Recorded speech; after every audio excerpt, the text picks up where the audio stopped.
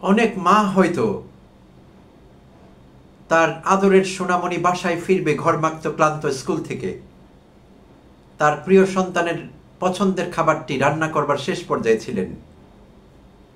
কেউ কেউ হয়তো এসিটি অন করে রাখছিলেন রুমের, তার ঘরমাক্ত বাচ্চাটি বাসায় ফিরলে যাতে একটু কমফোর্টেবল ফিল করতে পারে। কেউ হয়তো অপেক্ষা করছিলেন, ঘড়ি দেখছিলেন কখন তার সোনামণি বাসায় ফিরবে। কিন্তু না, অনেকের ক্ষেত্রেই হয়নি এমন কিছু।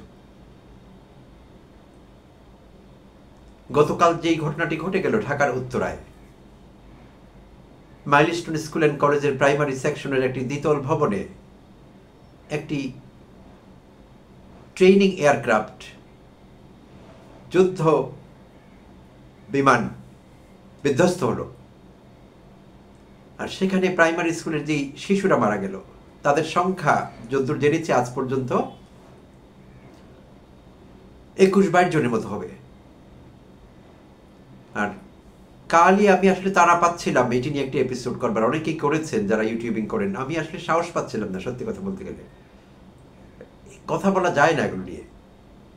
এতগুলো শিশু একসঙ্গে এইভাবে করুণ মৃত্যু, এতগুলো শিশুর এটি নিয়ে কথা বলার কিছু নেই। আর আমরা সাধারণত যেই সান্ত্বনা দিয়ে থাকি, কন্ডোলেন্স মেসেজ দিই বিভিন্ন কারণে, শোকগ্রস্ত পরিবারকে, ব্যক্তিকে।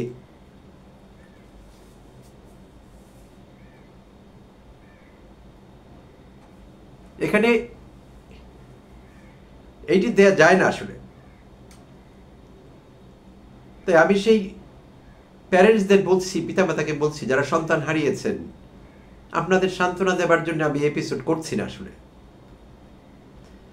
আপনাদের যে ক্ষতি হয়েছে সেটি সব সান্ত্বনার ঊর্ধ্বে, কোনো শোক বার্তায় যথেষ্ট নয় সেটিকে কাভার করবার জন্যে। আমি চাচ্ছিও না, আমি শোক বার্তা দেওয়ার জন্য এই এপিসোড করছি না। জাস্ট এইটুকুই বলবার আছে এখানে যে আমরা বাংলাদেশের বিভিন্ন প্রান্ত থেকে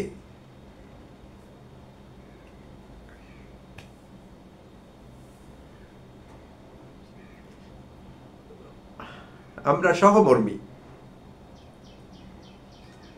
আপনাদের কষ্টটি আমরা উপলব্ধি করবার চেষ্টা করছি। এই কষ্ট ভুলিয়ে দেবার চেষ্টা আমি করব না, সেই চেষ্টা হবে ব্যর্থ চেষ্টা। থাকুক আপনাদের কষ্ট আপনাদেরই, নিজে থেকেই সান্ত্বনা খুঁজে নিতে হবে। আমার দেবার কিচ্ছু নেই, কেউ পারবো না আমরা, সেই চেষ্টা করাটা বৃথা হবে, সময় নষ্ট হবে। সো আমরা আপনাদের পাশে আছি, বাংলাদেশ থেকে, সারা বাংলাদেশ থেকে, যে যেখানে আছি, সারা বিশ্ব থেকে। আসলে আমি বিশ্বাস করি ধর্ম বর্ণ নির্বিশেষে, জাতপাত নির্বিশেষে সারা বিশ্বের মানুষ যারা এই দৃশ্য দেখেছে, যারা এই নিষ্পাপ বাচ্চাদের করুণ মৃত্যু দেখেছে, তারা শোকগ্রস্ত, তারা সহমর্মী। তাদের হৃদয়ে রক্তক্ষরণ হয়েছে, আমাদের প্রত্যেকের হৃদয়ে রক্তক্ষরণ হয়েছে। আর যেই কারণে এই ঘটনাটি ঘটলো, বিমান দুর্ঘটনা, প্রশিক্ষণ বিমান দুর্ঘটনা, বিশেষভাবে প্রশিক্ষণ বিমান, গত কয়েক বছরে বাংলাদেশে অনেকগুলো দুর্ঘটনা ঘটছে। গত কয়েক বছরে, অন্তত 5-7 বছরে আমি অনেকগুলোই দেখলাম। এখন আর ডাটা দিতে চাচ্ছি না, চেষ্টাও করিনি, কোনো প্রস্তুতি ছিল না এপিসোড করবার জন্য, অন্য ভিডিও করবার জন্য, তথ্য নেবার জন্য পত্রিকা ঘাঁটি, বিভিন্ন সোর্স থেকে তথ্য নেই, আমি চেষ্টাই করিনি। অনেকগুলো বিমান দুর্ঘটনা ঘটেছে গত কয়েক বছরে, প্রশিক্ষণ বিমান, এটুকু শুধু বলবো। আর সেই সব দুর্ঘটনায় কিছু মেধাবী তরুণ প্রাণ হারিয়েছেন। শুধু সেই এয়ারক্রাফটের পাইলট বা কো পাইলট এরকম 2-1 জন প্রাণ হারিয়েছেন কয়েকটি দুর্ঘটনায়। তো সেগুলো খুব কষ্টদায়ক ছিল। মেধাবী তরুণেরা এইভাবে ঝরে পড়লেন প্রশিক্ষণ বিমান নিয়ে। তাদের সার্ভিস লাইফ শুরুই হয়নি তখনও, প্রশিক্ষণার্থী ছিলেন। তো তাদের জীবন সংক্ষিপ্ত হয়ে গিয়েছিল অনেকেই। তো সেটিও আমাদের শোকের কারণ ছিল, বেদনার কারণ ছিল। তো এখন সরকারের কাছে, সরকারের সংশ্লিষ্ট কর্তৃপক্ষের কাছে, বিমান বাহিনীর কাছে আমাদের এই দাবিটি আছে এখন, তারা খতিয়ে দেখবেন কেন হচ্ছে এটি। এয়ারক্রাফটের কোনো ত্রুটি, যেই এয়ারক্রাফটটি বিধ্বস্ত হয়েছে গতকাল, এটি চায়না মেড একটি এয়ারক্রাফট।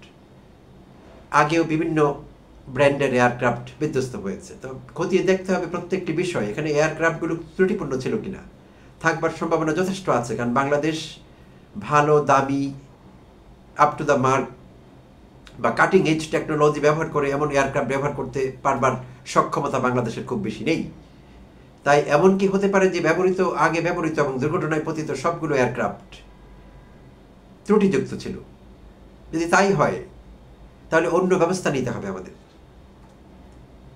দরকার হলে বেশ কিছু এয়ারক্রাফটকে ডিকমিশন করতে হবে, অর্থাৎ বাদ দিয়ে দিতে হবে, ইনভ্যালিড ঘোষণা করতে হবে, এবং এমন ব্যবস্থা করতে হবে যে আমাদের এই মেধাবী তরুণরা, পাইলটরা, প্রশিক্ষণার্থী পাইলটরা বিশেষভাবে, তাদের যাতে এরকম করুণ মৃত্যু না হয়। তো গতকালকের দুর্ঘটনায় যিনি মারা গেলেন, তৌকির ইসলাম, অত্যন্ত তরুণ বয়সে এবং কিন্তু মেধাবী তরুণ। তার ছিল গতকাল প্রথম সেলফ ফ্লাইং, অর্থাৎ নিজের থেকে তিনি প্রথম, কো পাইলট কেউ নেই, তাকে কেউ সুপারভাইজ করছে না, ইন্ডিপেন্ডেন্টলি তিনি ফ্লাই করবেন প্রথম। তার ছিল সেই পর্বটি কালকে, এই উড্ডয়ন পর্বটি তার মেইডেন ভয়েস আমরা বলতে পারি, প্রথমবার তিনি এটি করছিলেন। তো তার পরিবারের সদস্যরা, যতটুকু জানতে পেরেছি, তার বাড়ি রাজশাহীতে, চাঁপাইনবাবগঞ্জে, রাজশাহী শহরে তার পরিবার থাকে। সেখানে পরিবারের সব সদস্য উৎফুল্ল ছিলেন যে তাদের ছেলে, তাদের সন্তান, তাদের আত্মীয় প্রথমবারের মতো ইন্ডিপেন্ডেন্টলি ফ্লাই করবেন। বাট তারা সেই সুসংবাদ পাননি। যা পেয়েছেন সেটিও ছিল তাদের পরিবারের জন্য বিপর্যয়কর, ডেভাস্টেটিং। তো তার পরিবারের প্রতি একইভাবে আসলে আমি শোক জানাতে চাই না, শুধু এটুকু বলতে চাই আমরা তাদের পাশে আছি এবং তৌকির ইসলামের রুহের মাগফিরাত কামনা করছি।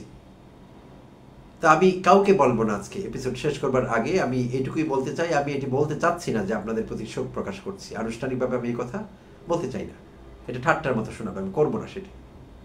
বাট আমরা আপনাদের পাশে আছি।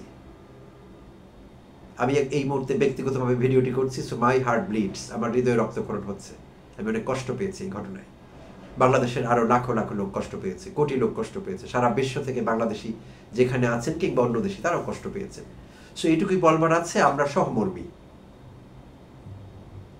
আল্লাহ আপনাদের এই শোককে শক্তিতে পরিণত করুন, এই কথা বলি আমি আমার বক্তব্য শেষ করছি। সবাই ভালো থাকবার চেষ্টা করবেন।